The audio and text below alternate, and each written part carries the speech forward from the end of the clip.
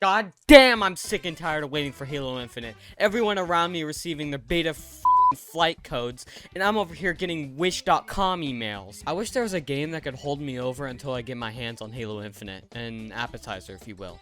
While I want this game to satiate my need for Halo Infinite, I want it to also stand alone as a pretty damn good game. I think I got it! I could play one of the old Quake games. Friend has invited you to play SplitGate? What's a SplitGate? SplitGate is the sexiest game I've played in a long time, and it helps that it's a combination of some of the greatest games of all time too.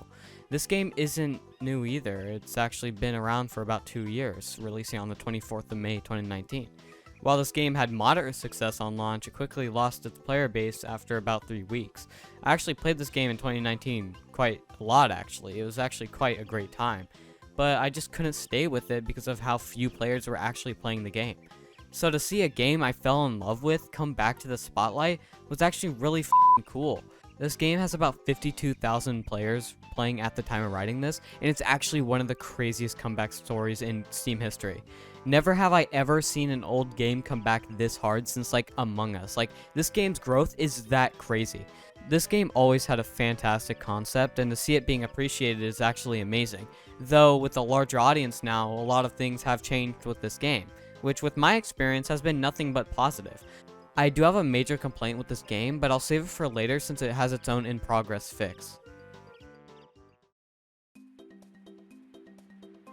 Splitgate's gameplay is a mix of both Halo and Portal, and it makes it very obvious. With your arm, you're able to create portals to teleport around the map, though you have to place your portals on these blue walls, they won't work anywhere else.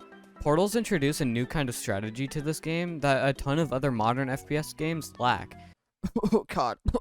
You can choose to hold down a point from afar by placing a portal on the objective and just hide behind it like a pussy, or you can use portals to get behind the enemy, flank the enemy, drop down on the enemy, get to a certain weapon faster. The possibilities are genuinely endless. And of course, since I'm a dumbass, I decided to trap myself in an endless loop of falling because I was dropped as a kid.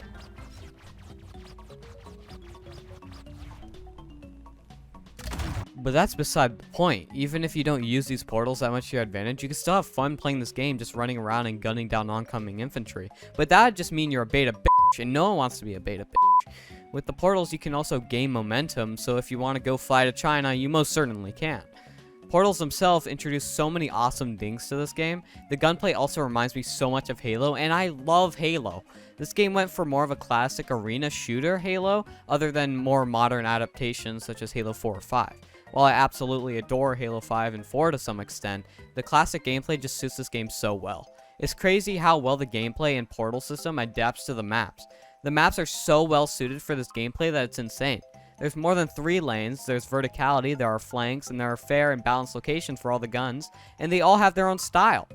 This is something you just don't find with modern shooters. For example, with every new Treyarch Call of Duty game, they just re-release fan-favorite maps now. It's sad that the best maps in the newest Call of Duty all originate from Black Ops 2, an immensely superior game. So to see an unestablished company make some absolutely stunning maps really just shows that COD and other modern shooter games are all just creatively bankrupt. But there is a problem that really puts this game in jeopardy, and it's the queue and servers.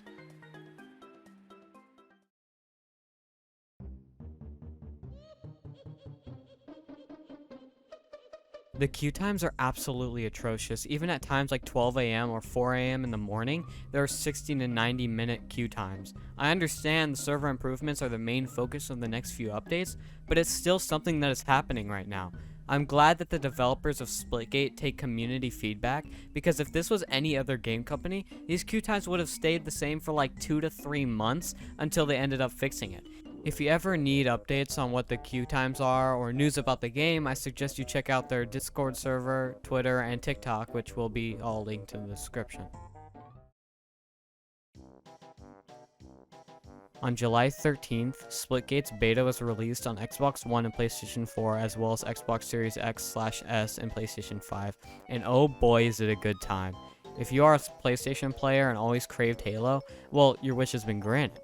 There's something about playing Halo with a controller that just makes me feel whole. Even though I suck monkey balls, it still feels amazing. It feels like I take the game less seriously when I'm playing with a controller, but instead I'm doing stupid things like trying to ride a warthog, but instead of getting inside of it, I just stand on top of it. Yeah, I'm easily entertained. The game mode selection in this game has to be the best game mode selection I've seen in any modern shooter. It includes the best game modes from the classic Halo games like Oddball, Team Fiesta, and Team SWAT, while also including game modes like VIP, Gun Game, and a new game mode called Teabag. My personal favorites are VIP, Gun Game, and Team Fiesta because they're just straight bullshit, but the fun kind of bullshit. And somehow they managed to make the bat my favorite weapon in a game that has a railgun and rocket launcher. I'm incredibly happy with the game mode selection that we have currently, but when the game comes out of beta later this month, I'm hoping they add Infection or One in the Chamber. Infection and One in the Chamber are some of the most fun party modes in gaming history, whether it be Infection in Halo 3 or One in the Chamber from COD. They would both work incredibly well in SplitGate, especially since SplitGate already has a bat melee weapon and a pistol. I would think the carbine would fit better with One in the Chamber, but the pistol would make more sense because every One in the Chamber incarnation uses a pistol as a weapon. I do have hope that these party modes are coming to Splitgate solely based on the fact they've already listened to the community so much. I'm so hyped for this game's full release, just like I'm hyped for Halo Infinite's release. This game encapsulates everything I love about Halo while also adding its own flavor to make it its own thing. I completely encourage you to check out this game. A link to it will be in the description. Wait, I think I got an email. Damn it, it's wish.com again!